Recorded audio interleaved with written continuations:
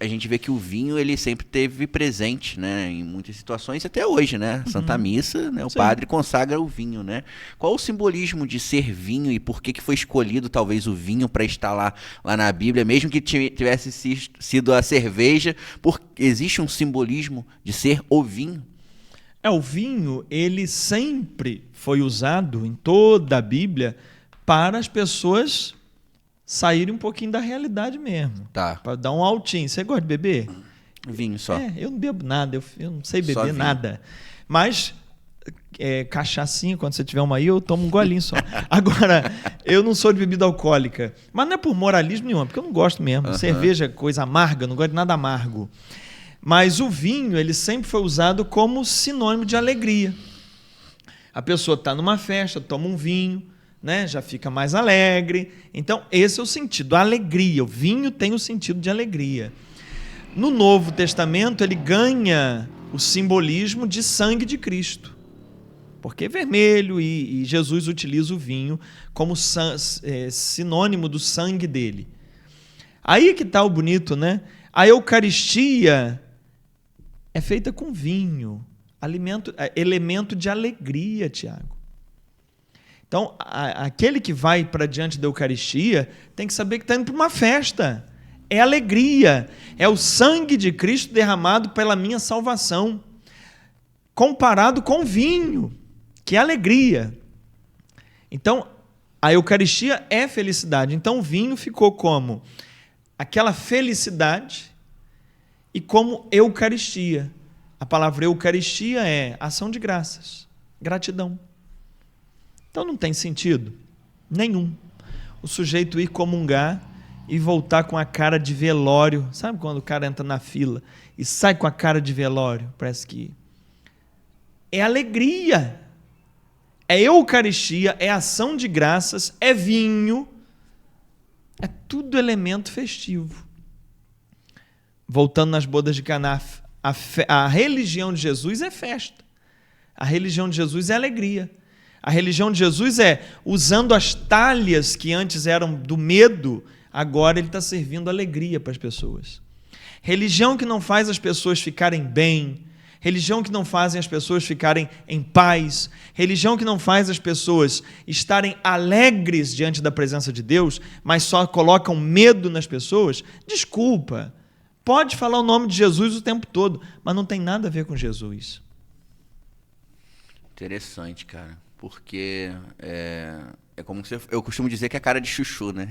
Cara de chuchu, sem graça. Sem graça, né? E isso é algo que a gente precisa realmente colocar, né, no nosso coração, que estar participando da Eucaristia, muitas vezes as pessoas recebem como se fosse um prêmio, um troféu, mas na verdade não é isso, né? É um alimento para a alma, né? É uma graça. É uma graça. Você está recebendo ali algo que você não merece. Uma vez eu fazia um programa de rádio na Fé Católica. Esse programa existe até hoje, mas eu já não participo há muito tempo. Uhum. E esse programa pegava... Não tinha internet na época, né? Não sei. Uhum. Eu sei que tinha um cara da Bahia, que eu não sei como ele ouvia o programa. Sei lá, era uma rádio local, mas ele ouvia e ele veio a Nova Friburgo. Uhum. E ele me encontrou, quis conversar comigo. E eu fui conversar com ele, conhecê-lo. Ele falou, olha, eu não comungo, nunca comunguei. Eu falei, mas tem algum impedimento? Não, nenhum. É porque eu não sou digno. Eu falei, não, mas não é mesmo. A Eucaristia não é para quem é digno. Ninguém é digno. A Eucaristia é graça de Deus. A Eucaristia é misericórdia de Deus. Então você comungando fisicamente ou espiritualmente é graça de Deus. Você não comunga porque você merece. Tem uma música que diz assim, inclusive. Você não comunga porque você merece. Você comunga porque você não merece. E por não merecer é que você comunga, para você receber a misericórdia de Deus em você. Porque no dia em que você se achar merecedor, aí você fica igual o fariseu, que se achava merecedor, e a prostituta lá, ajoelhada aos pés de Jesus, lavando os pés e enxugando com os cabelos, Jesus fala, ela foi a merecedora, não ele que não se acha merecedor. Por isso que a gente comunga, né? Porque não merecemos. E precisamos da graça dele sobre nós. Nós somos santos, não é porque nós somos perfeitos. Nós somos santos porque nós somos perdoados. É o perdão de Cristo que me faz santo. Não é eu ser um herói que nunca erro. Isso é loucura. E quem pensa assim, Tiago, surta. Tem muito religioso surtado porque quer ser santo na marra, quer ser perfeito na marra. Entra em estado de loucura. Pira o cabeçote mesmo. É, claro. Infelizmente, isso daí é um perigo que a gente tem que tomar muita conta, de verdade, do nosso pensamento, porque, abrindo aspas aqui, um parêntese grande, contar um testemunho meu, né? Quando eu me converti, né? Quando eu escolhi ser católico, quando eu vim para a Igreja Católica, eu passei por um período com esse pensamento de tentar ser santo a todo custo e uma perfeição acha que ser santo é um heroísmo, que é um super-herói. E você chega num teto que você não consegue alcançar, né? E aí você começa a ficar fraco com a tua fé porque você achar que você não é bom o suficiente para ser cristão, né? Que, nossa, meu sacrifício não é suficiente por um Deus que morreu na cruz por mim. É como se a gente... Bom, estou falando de mim, tá?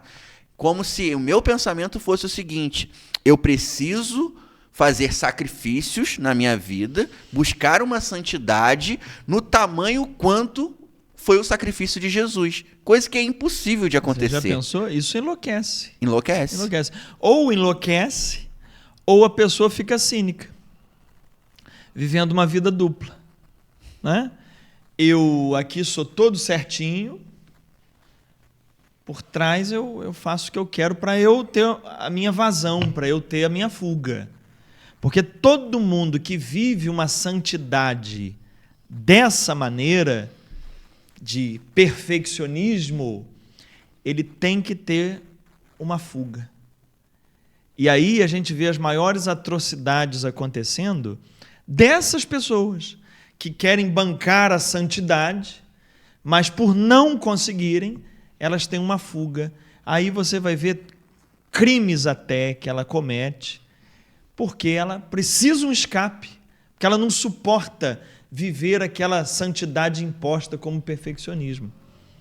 E aí a vida dupla acontece, os crimes vão acontecendo por causa disso. Quer ter uma aparência de santidade e que não é nada disso. Paulo quis aparentar ser santo para alguém? Não. Ele escreveu, está em Romanos, capítulo 7. Ele diz, olha, o bem que eu quero fazer eu não consigo, o mal que eu não quero eu faço. Ele não queria ser perfeito. Paulo entendeu que a santidade não é perfeição imposta por você. Santidade é perdão de Deus sobre a sua fragilidade. Então, lide com a sua fragilidade, vá crescendo, vá se desapegando dela, mas sem neura de perfeccionismo. Porque quanto mais você quiser o perfeccionismo, em toda a área, Tiago, mais você vai encontrar exatamente o oposto. Mais você vai encontrar a sua imperfeição. O perfeccionista, não é que ele gosta das coisas perfeitas. O perfeccionista, ele fica vendo o que está errado.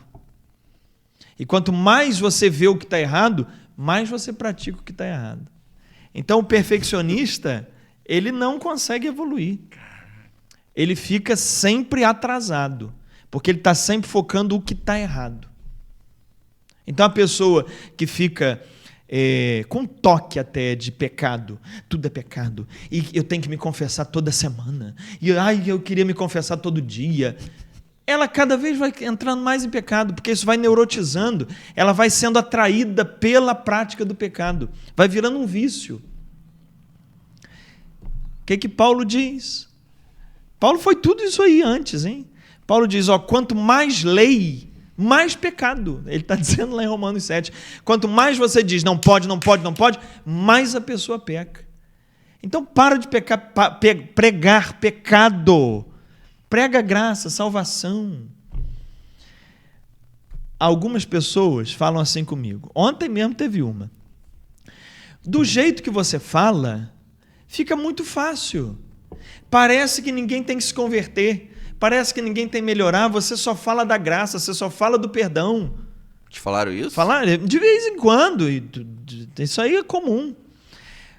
Querendo dizer assim, você tem que de vez em quando falar de um inferno um pouquinho. Você tem que de vez em quando falar de uma condenação um pouquinho. Aí eu respondo sempre assim, Tiago, olha, eu prego a graça, o perdão, a misericórdia de Deus, porque é isso que o Evangelho manda eu pregar. Agora, eu nunca recebi uma mensagem, Tiago, assim, ó. Olha, depois que eu comecei a te ouvir, eu agora fumo tudo que eu quiser fumar, bebo tudo que eu quiser beber, xingo quem eu quiser xingar, porque eu já estou perdoado mesmo. Então, ó, depois que eu comecei a te ouvir, agora não tem mais freio. Eu nunca ouvi uma mensagem assim.